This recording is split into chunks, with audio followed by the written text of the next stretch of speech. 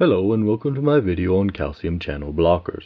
I'll provide an overview of this medication class for anyone interested in learning more about them. This class of medication is decent for blood pressure as well as some other pretty useful applications. This video should prove beneficial to anyone looking to familiarize themselves with these medications. To start off with, there are actually two different types of calcium channel blockers, dihydropyridine and non-dihydropyridine. We'll just call them DHP and non-DHP for obvious reasons. These work with calcium to treat conditions related to the heart. First, the DHPs, which are a little more common. These are really good for blood pressure. In fact, amlodipine would be one of the medications potentially chosen first when treating hypertension in a person.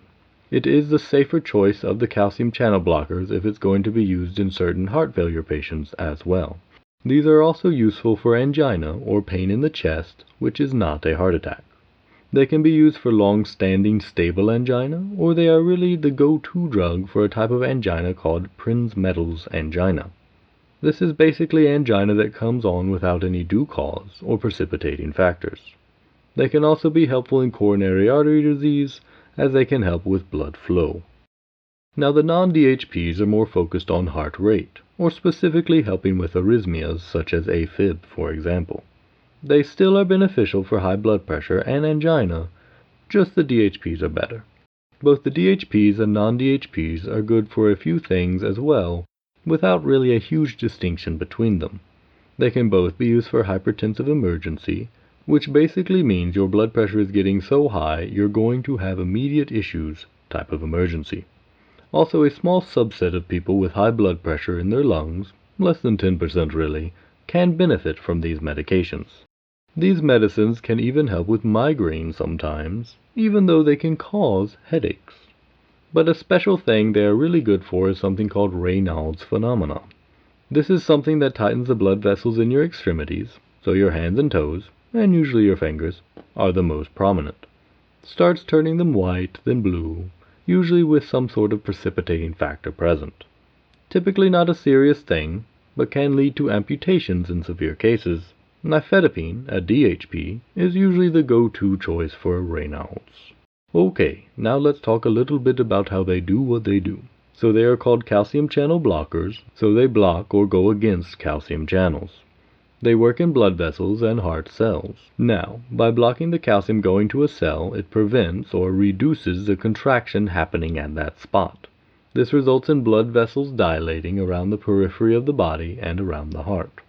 Now the non-DHPs are basically only different in the fact that they like the heart cells a lot more than the rest of the body, so they more focus their efforts there. Alright, now let's shift gears to some of the side effects associated with the calcium channel blockers. First, again, focusing on the DHPs initially. A big one that is unique for it versus the non-DHPs is something called reflex tachycardia. These drugs can cause the body to actually increase the heart rate considerably and sometimes to a dangerous degree. This is the result of all those vessels in the body widening, and then the body is like, wait, not enough blood is getting where it needs to be, heart, pump faster.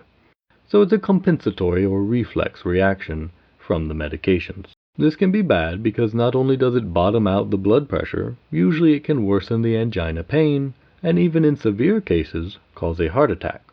Rare, but a possibility. Now headache can be common as well as flushing, so if it causes someone to blush, it's not because they're embarrassed. Those blood vessels are just widening when they shouldn't be. Lightheadedness is fairly common as well. Last one that the DHPs are bad for is peripheral edema. So basically swelling in the ankles is how this typically shows up. Pretty common and is related to how high the dose is. Switching to the non-DHPs, they can actually worsen heart failure. So that is something to keep in mind. They also cause swelling or fluid buildup, but this is usually not so much in the extremities, but around the heart and such. Hence why it worsens heart failure as well. Since these focus more on reducing the heart rate, you have to be careful that they do not lower it too much, or that can be a problem for the body in just not getting enough blood. And that's how everything stays alive. Constipation can also be an issue, especially with verapamil. Now both the DHPs and non-DHPs can cause gingival hyperplasia, which results in the gums in your mouth growing just a tad too large. Orthostatic hypotension, or getting lightheaded when you get up too quickly, can also be a problem.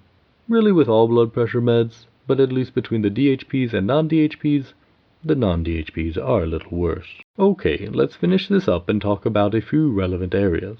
These medicines range anywhere from being able to take them once a day to all the way up to 4 times daily, which can be pretty inconvenient. Let's try to avoid that if we can help it.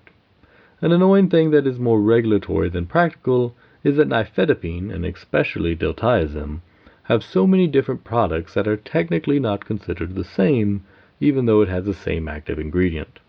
Practically all the different formulations are basically the same for, let's say, the long-acting diltiazems, but the FDA doesn't like that thinking.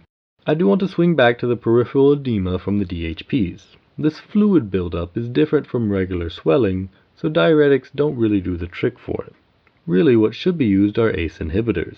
I have talked about them already on my channel, but they are good for blood pressure also, so it could still benefit someone taking both if needed.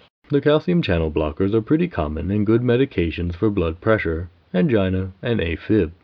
Really, the side effects are not as prevalent, so they are a good choice when appropriate. With that said, I hope this overview has benefited you in some way or another. I do release videos fairly regularly on medications and pharmaceuticals, so if you like quick, concise overviews, I hope you subscribe so you can keep benefiting from my videos. Have a good day.